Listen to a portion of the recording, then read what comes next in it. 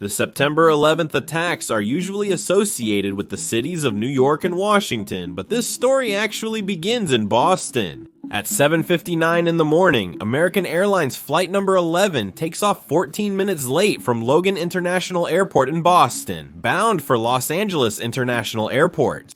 This plane was a Boeing 767-200 with 81 passengers and a crew of 11, among them were 5 attackers. At 8:14 in the morning, just 15 minutes later, at that same airport, United Airlines Flight 175 takes off with a 14-minute delay as well. The original route was the same, destined for Los Angeles International Airport. This aircraft was also a Boeing 767-200 with 56 passengers on board, 1 crew of 9, and among them all, there were 5 attackers. In parallel, at the same time that flight number 175 was taking off, flight number 11 was already being hijacked over the center of Massachusetts, first turning northwest, and a few minutes later it would turn south to head towards New York. At 8:19 in the morning, Betty Yong, a flight attendant on board flight number 11, contacts American Airlines staff by phone saying she believes they are being hijacked and that they do not have access to the cockpit. She reports that 2 minutes ago, one of the passengers was injured with a knife. According to the final report, this was for trying to stop the hijacking. This passenger was Daniel Lewin, who served for 4 years in the Israeli forces. He was the first fatal victim of that day.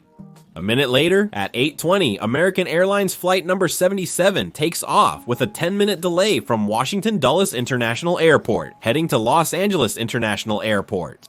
The plane was a Boeing 757 with 58 passengers and a crew of 6. On board are 5 attackers. At 8:21 in the morning, flight number 11 turns off the transponder. This is the system that makes the plane's information public to air traffic controllers. At that moment, the plane disappears from the map. 3 minutes later, Mohammed Atta, one of the attackers on this same flight, inadvertently alerts the air traffic controllers in Boston about the attack. He wanted to press the button that would allow him to speak to the passengers of his flight, but he gets confused and communicates the following over the radio.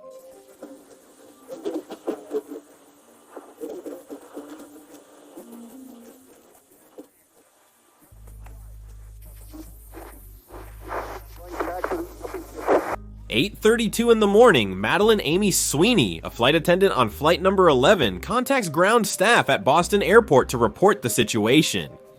She indicates that she has seen one of the attackers with an explosive. 2 minutes later, Mohammed Atta, the same one who previously sent the radio message unintentionally, sends another radio message that is again openly heard by air traffic. The pilot of Flight 175 hears one of these messages and reports it to the Federal Aviation Administration. Minutes later, his own plane would also be hijacked. 8:37 in the morning, after hearing Atta's transmission on flight number 11, Boston reports to the Northeast Defense Sector of the United States Air Force and mobilizes the Air National Guard to follow the plane with fighter jets.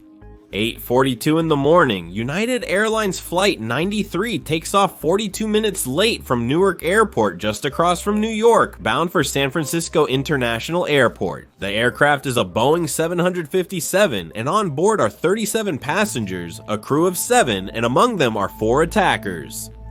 In parallel, at this very moment, Flight 175 is hijacked over the northwest of New Jersey, approximately 100 kilometers northwest of New York City, changing its route towards the city. It also turns off the transponder, making it disappear from the map. At this moment, flight number 11 is descending towards New York. 4 minutes later, at 8:46, flight number 11 crashes into the north face of the North Tower of the World Trade Center. The impact occurs between the 93rd and 99th floors. All passengers on board lose their lives instantly, along with an unknown number of people inside the building. The plane's speed was approximately 895 kilometers per hour at the moment of impact. Fires are generated in the North Tower, and the plane's fuel leaks through the elevators, igniting fireballs that explode on multiple floors below the impact zone, including the lobby. The collision also cuts off all 3 emergency staircases, trapping hundreds of people above the 91st floor. Firefighters and police are immediately mobilized to the area. But there is still confusion. No one really knows what is happening, and the severity of the matter is unknown. At the same minute that flight number 11 has hit the North Tower, two F-15S are ordered to go look for that same plane from Otis Base. With the plane's transponder off, they were unaware of its location and that it had crashed. At 8:50, just 4 minutes after the first impact, the President of the United States, George Bush, is about to enter a school in Florida. At this exact moment, flight number 77 is being hijacked over southern Ohio, turning southeast. The transponder also turns off, disappearing from the map. 8:55, just 9 minutes after the impact on the North Tower, workers in the South Tower are informed that the building is secure, and even though the North Tower is on fire, they should return to their jobs. Parallel to this, the President of the United States is informed that a small plane has hit the North Tower, but it was an accident, so everything continues as normal.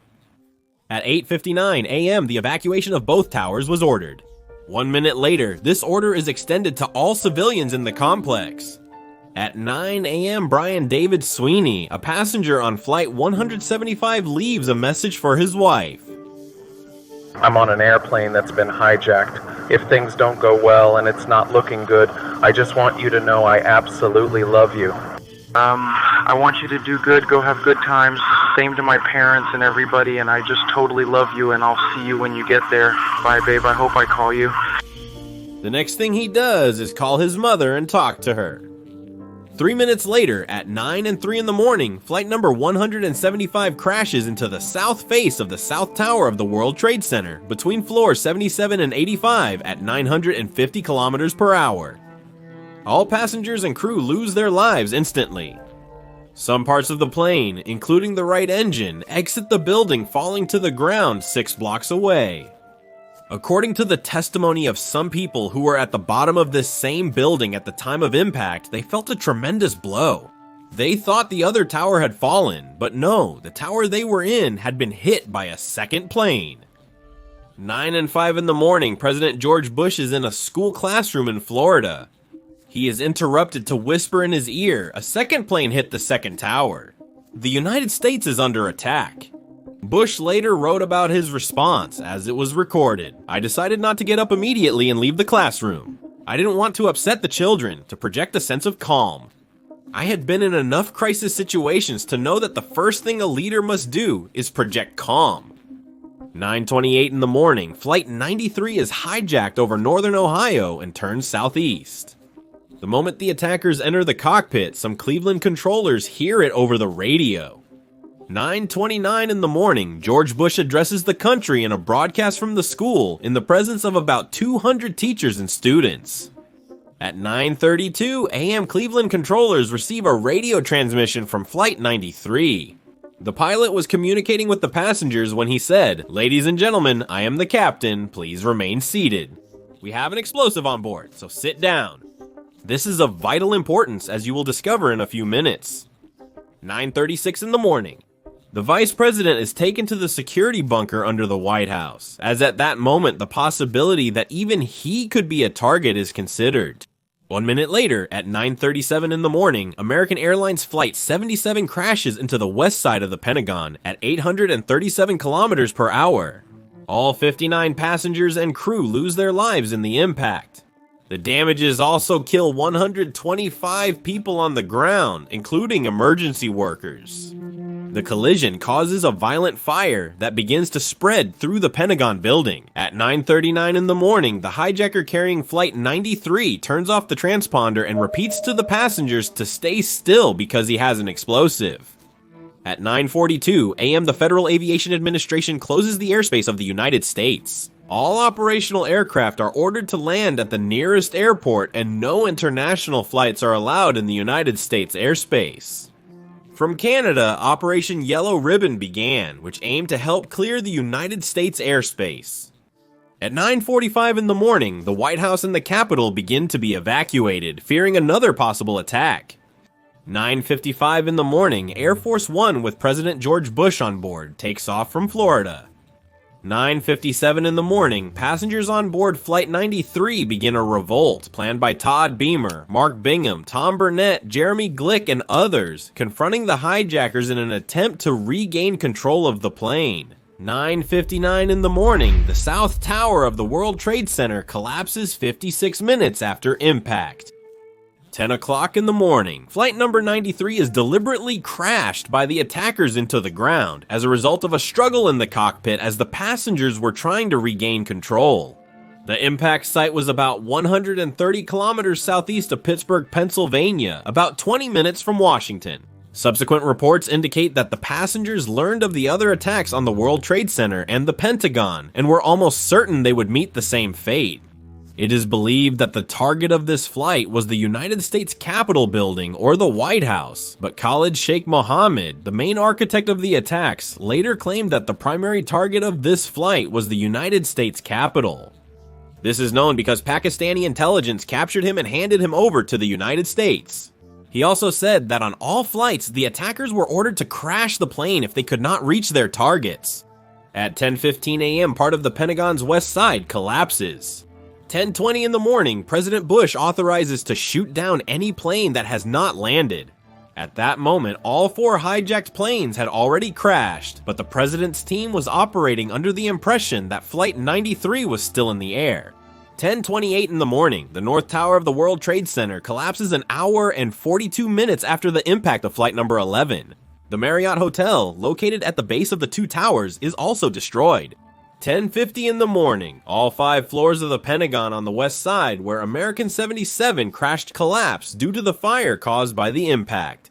3 minutes later, at 10:53, the Secretary of Defense, Donald Rumsfeld, orders the United States military to move to a higher state of alert, moving to Defense Readiness Condition, DEFCON 3. Defense Readiness Condition is a state of alert for the United States Armed Forces.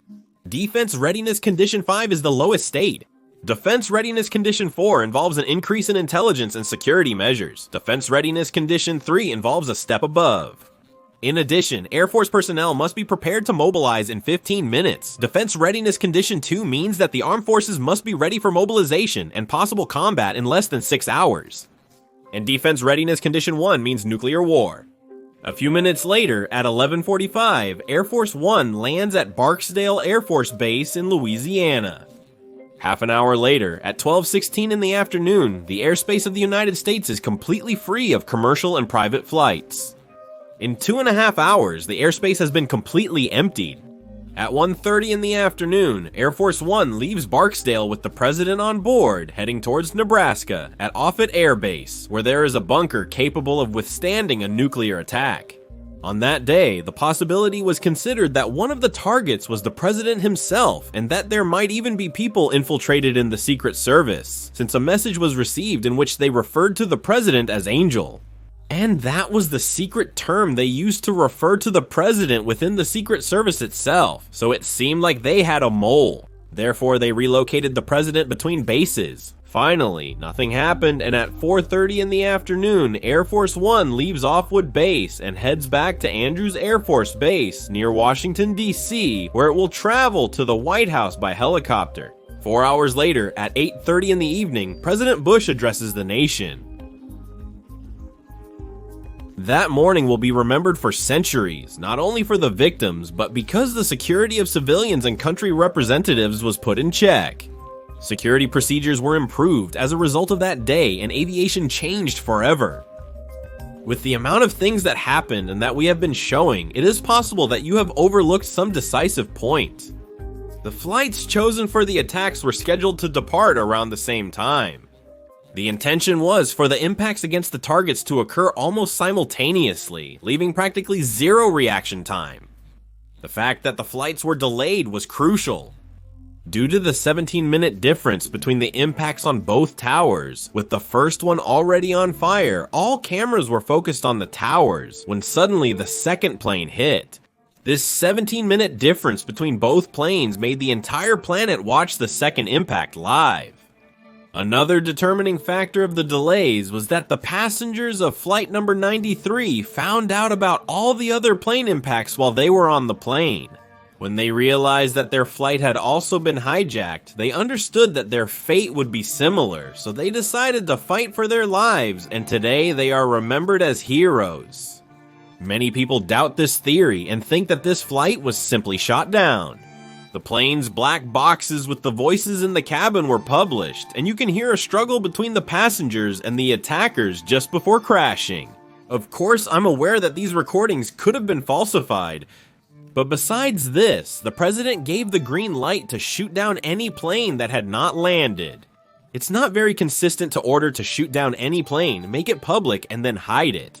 In addition to this, there are several fighter pilots who went out to shoot down this plane.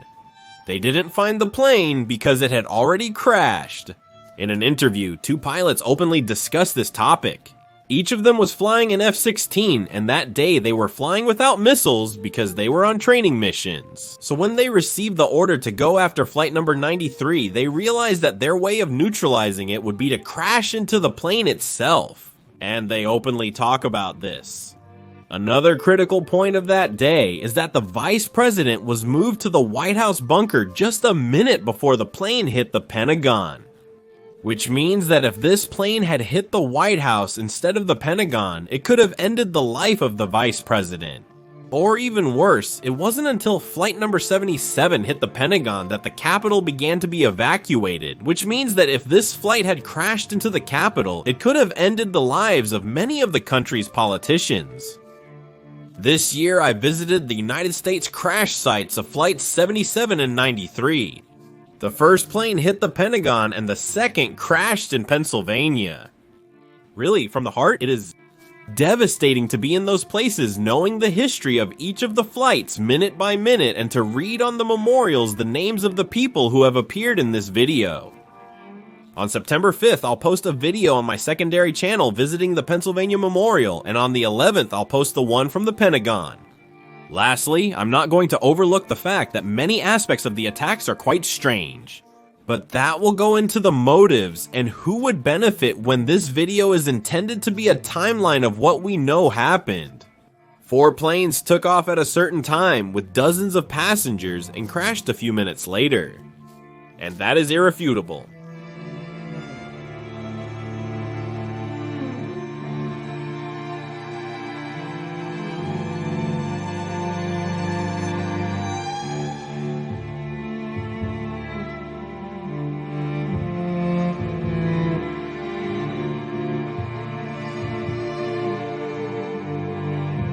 Thank you.